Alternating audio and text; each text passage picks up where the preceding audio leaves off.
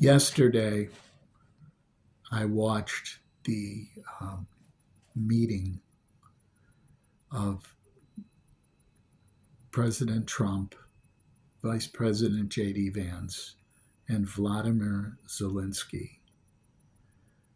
Basically, I saw a draft dodger, I saw a photographer who says he's a war hero in the guise of J.D. Vance, and I saw a true hero, Vladimir Zelensky, who's had several assassination attempts against his life by Putin of Russia, sending people to kill him. Well, he was willing to negotiate 50% of the minerals in perpetuity for the continued U.S. aid and guarantees of safety for his country. And he was basically ambushed. They were implying that he was the one who was at fault, which really pisses me off.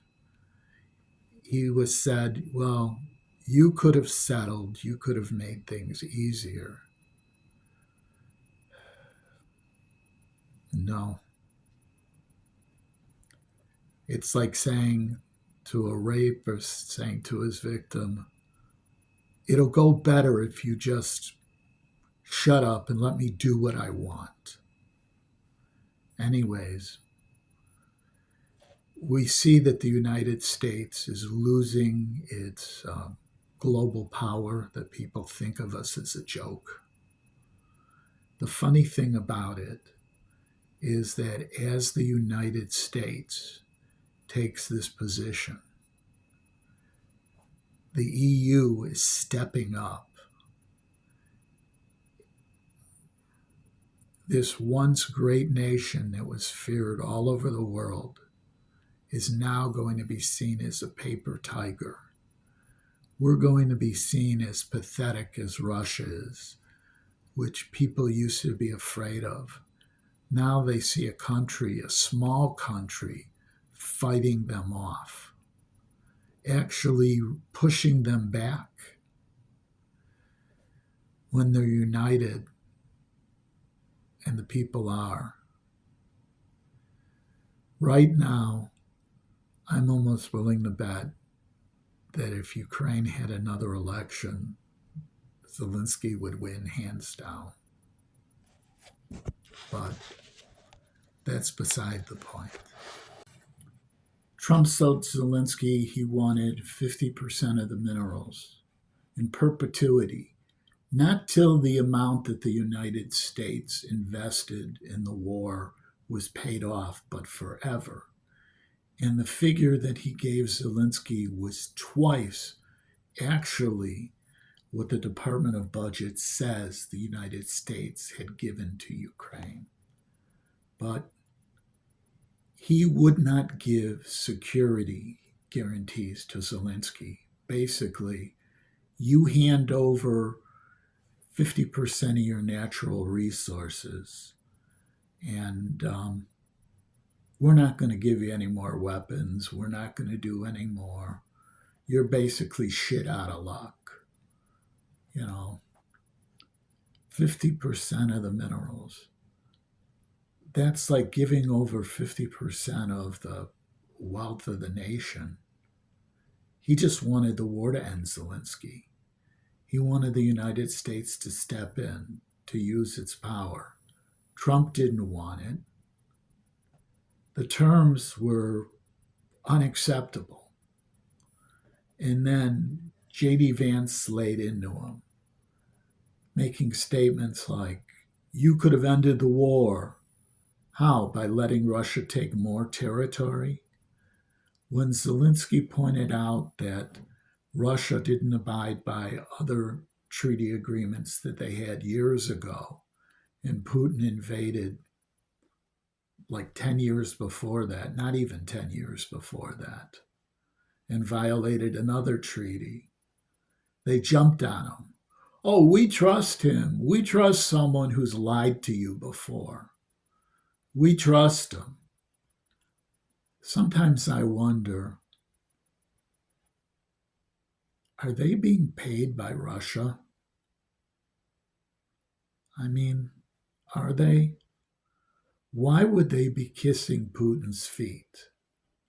I mean, the whole country feels like that. J.D. Vance, you sounded like an idiot. Putin is a war hero, and you sounded like a stupid child.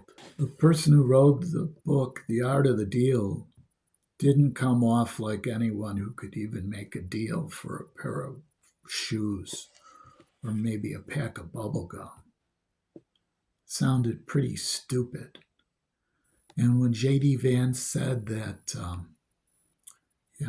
Zelensky didn't thank the United States, I wrote that down and then I fact checked it on Google. There are 33 separate times that Zelensky thanked the United States. Maybe he didn't grovel and beg. I mean, after all, you have people trying to kill you. You have thwarted assassination attempts. You get kind of emboldened, you know. But that's no way to negotiate. And if you expect me to give up something, I want to get something for it. When the war started, this aid was given to help defend a country that was being invaded. We have a treaty with them.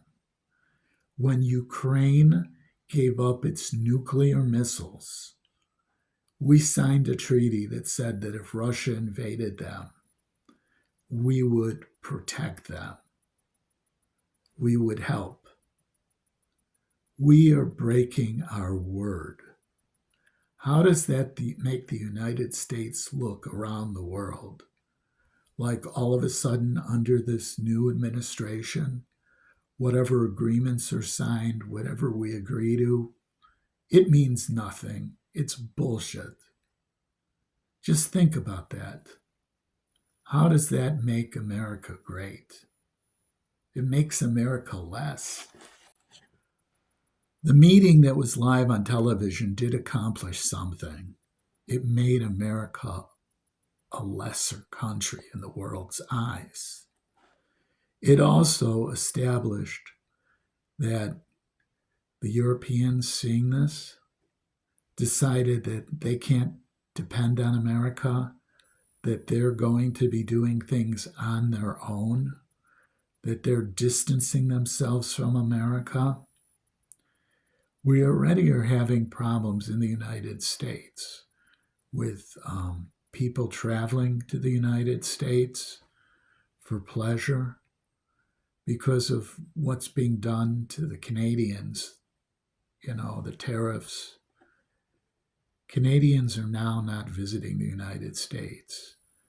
I saw something the other night that Canadians that own property in the United States around Arizona are actually selling it, getting the hell out of there. Less revenue for the country. They've interviewed other Canadians, and they said normally they go to, some of the sites in America, the amusement parks, different places. They're not going to go. I think that companies like Disney are going to be hurt dramatically. People that run water parks in the United States,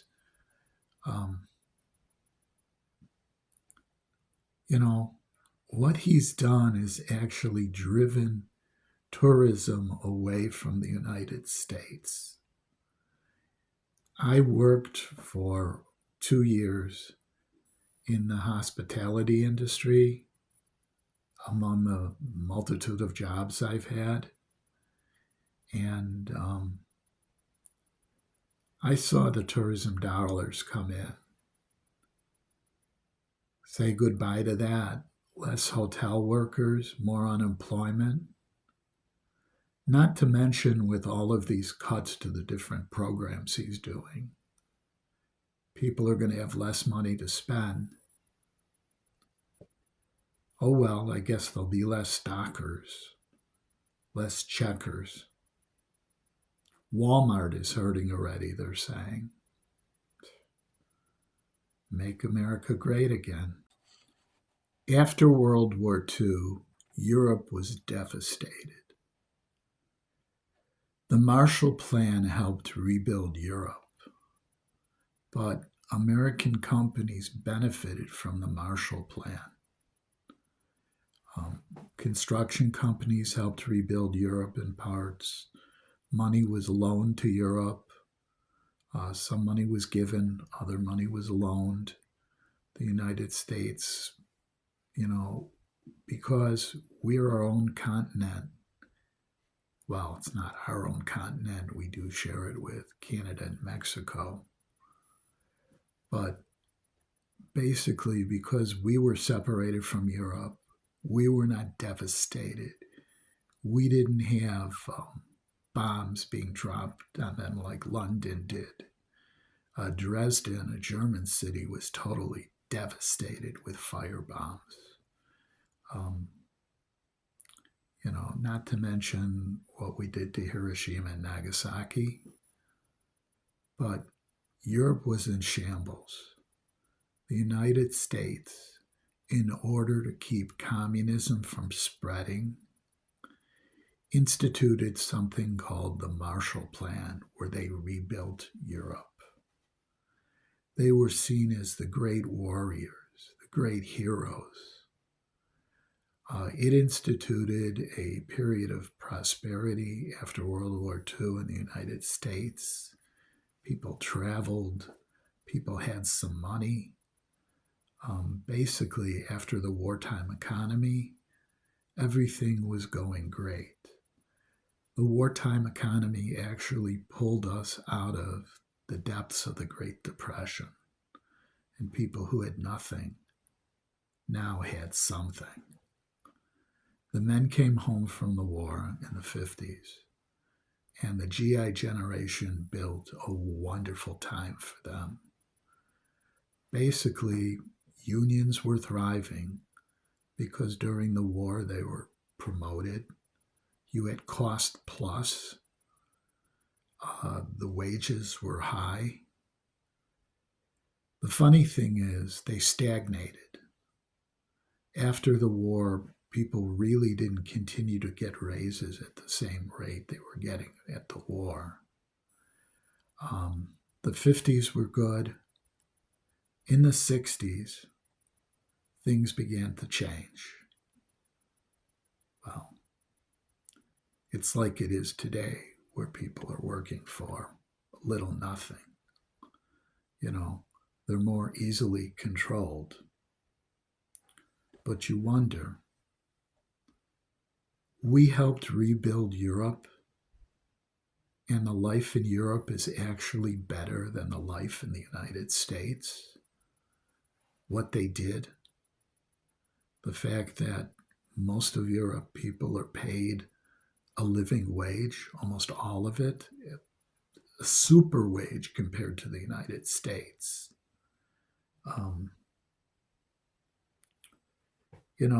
We did a good job rebuilding Europe. It's a shame we didn't rebuild the United States the same way.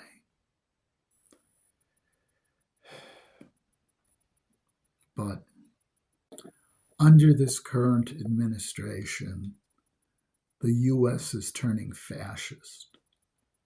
It is. It's not a democracy anymore. It's becoming an oligarchy, much like Russia. And you almost have to wonder why these guys, who are basically corporatists, oligarchs, want to cozy up to Putin. Putin is the aggressor. He's not the hero. But yet, watching the meeting that they had, Trump and Vance were acting like it was all Zelensky's fault. What do you mean you didn't want them to take over your country? What are you, an idiot? It's great. You could have been a divine right ruler. That's what they should have said. You know, that's probably what they wanted to say. The whole thing, it sickened me. It really did. I feel sorry for Zelensky. He is a hero. I don't blame him for not wanting to kiss the foot of Trump. First of all, I don't know how anyone can get within 10 feet of that potty butt. Everyone says he's got incontinence. You look at him, he's on blood thinners. You could see from the bruise on his hand. You know, that's the effects of like Coumadin. You bruise easier.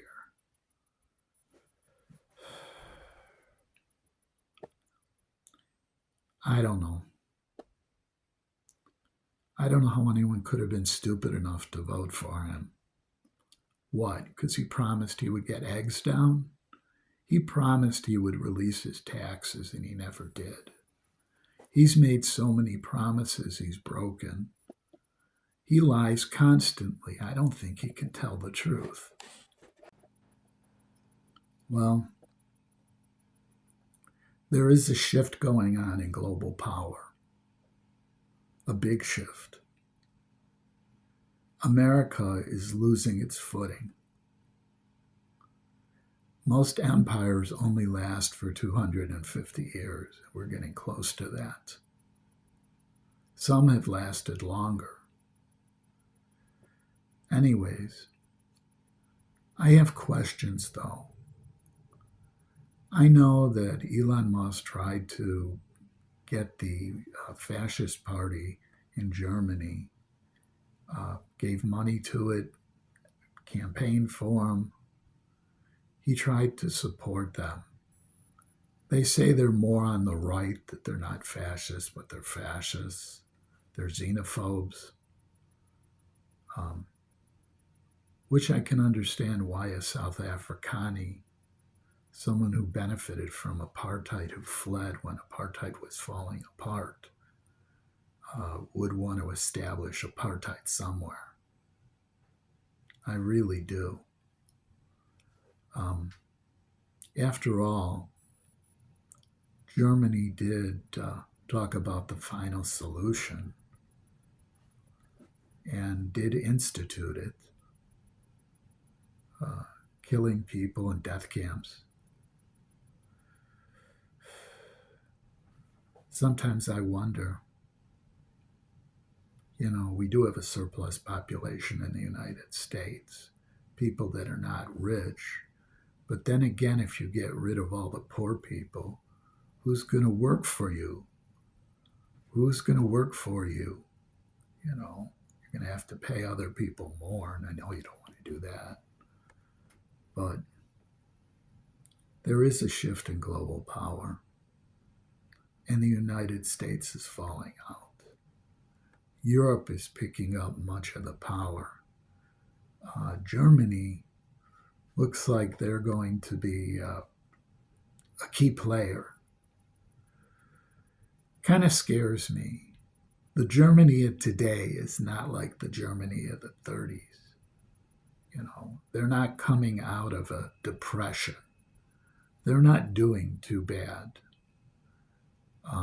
The reason that Adolf Hitler rose in Germany was because basically you needed a wheelbarrow of Deutschmarks after the Treaty of Versailles from World War I to buy a loaf of bread. I'm exaggerating slightly, but not much. The economy was wrecked, which is kind of funny. You almost have to wonder why Trump and Vance are cutting all of these programs. why they're firing all the regulators, why they're getting rid of all the safety nets. Do they want to create a condition where the economy is shit here in the United States, where people are as bad off as they were in Germany? I mean, Hitler blamed the Jews. Trump's been blaming the immigrants. How many Americans are willing to work for minimum wage in the fields, picking fruits and vegetables, back-breaking work? How many?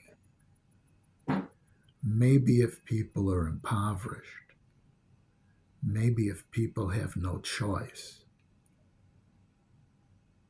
you get rid of the immigrants. Okay, let's say we get rid of all the immigrants. What's the next group? Oh, I don't like the Muslims. Get rid of all the Muslims. I don't like this group.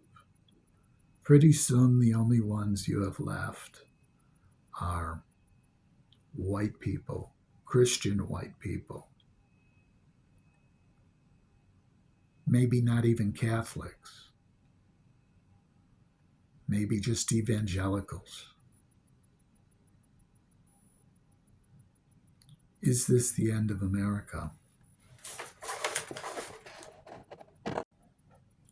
Trump and Vance acted like total assholes to Zelensky. That's the only thing I can say. Total assholes. His slogan is, "Make America Great Again." The whole world saw this. The truth of the matter is, he made America less. He made America look like shit in the eyes of the world. Since he's been president, food prices have gone up. Eggs haven't gone down. The way the world thinks of us has gotten horrible. They think we're a bunch of stupid hicks, idiots, who don't know our ass from a hole in the wall. Basically, everything he's done has been worse than any other president. He will go down in history as the worst president that they've ever had.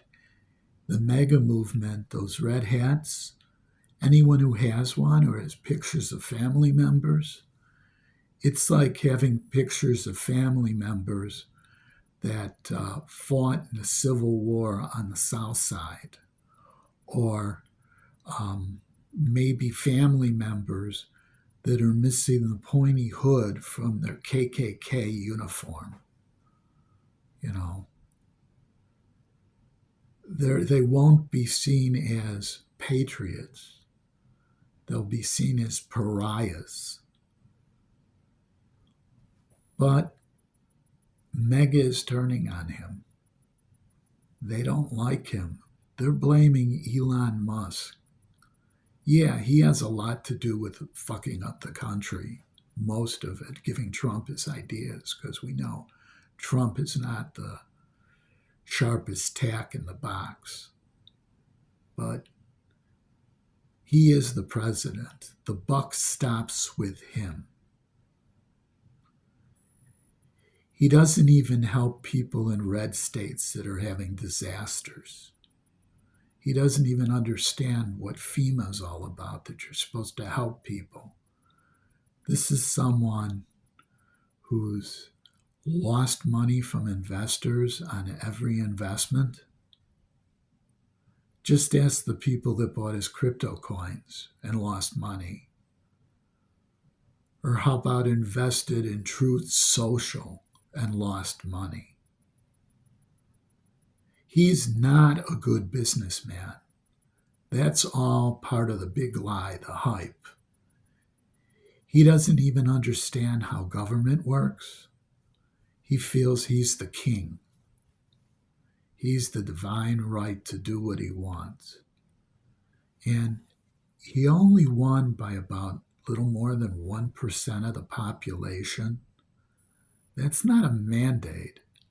A mandate is 75%, not 51%. But then again, he never could add. One day his condos in Trump Towers is so big, the next day it's twice the size. He just can't add square footage. Can't see what's right in front of his face.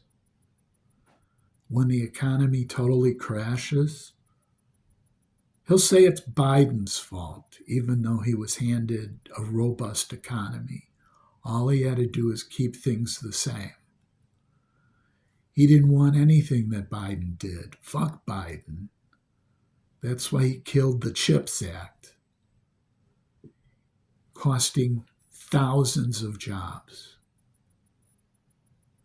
But then again, he's never run anything well, I should say. How do you bankrupt casinos? That's what I want to know. Casinos are legal bank robbery. The slot machines are set to pay off, you get $1 back for maybe every $18 you put in. The house has the advantage in blackjack. The house has the advantage all over in a casino. You take a look, casinos make millions of dollars a day.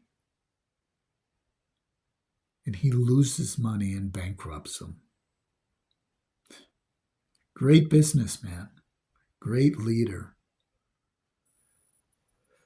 I fear for our country. Hope I'm wrong.